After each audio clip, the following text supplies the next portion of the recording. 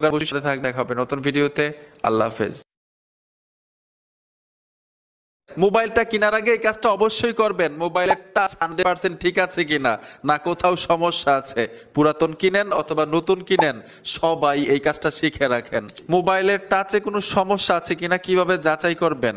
আপনি ডায়ালে চলে আসবেন, স্যামসাং এর ক্ষেত্রে কোড হচ্ছে *0*, আর আপনি যেই ফোনই চালান না কেন প্রত্যেকটা ফোনের কোড আমি বলে দিব এই ভিডিও থেকেই।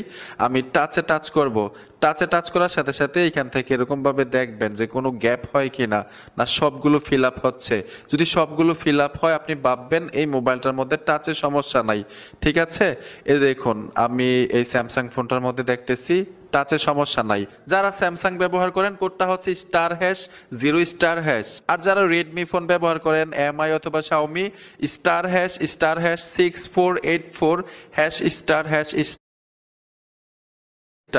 স্ক্রিনশট নিয়ে রাখতে পারেন। ভিভো ফোনের ক্ষেত্রে *558# স্ক্রিনশট নিয়ে রাখেন। ওপ্পো ফোন হচ্ছে *899#। অবশ্যই স্ক্রিনশট দিয়ে আপনারা ঠিক এরকম ভাবে টাচে কোনো সমস্যা আছে কিনা যাচাই করতে পারবেন। বন্ধুরা ভিডিওটা দেখে যদি একটু উপকার হয়ে থাকে অবশ্যই সাথে থাকবেন, দেখা হবে নতুন ভিডিওতে। আল্লাহ হাফেজ।